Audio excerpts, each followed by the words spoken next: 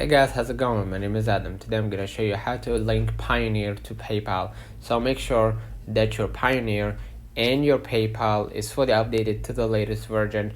Basically, let's get right into it. I'm going to go back to my screen, go ahead to my browser, scroll a little bit down. If you want to connect your Payoneer account to PayPal, log into your PayPal account, open the drop down menu and go to payments, and in the bank section, click link a new bank. In this step, you will need to include the routing number in the Payoneer account. So I'm gonna open up right here this website right here, and it says as finally the PayPal confirmation page include the expected amount of money and accept transfer from PayPal to Payoneer. This method is completely legal and secure and is one of the most applauded innovations by the community of micro stockers who wish to expand their payment methods, right?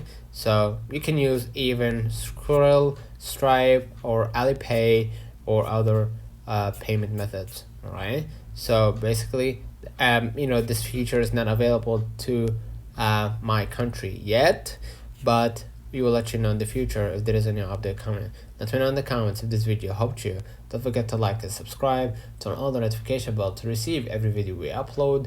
Thank you for watching. We will definitely see you in the next one.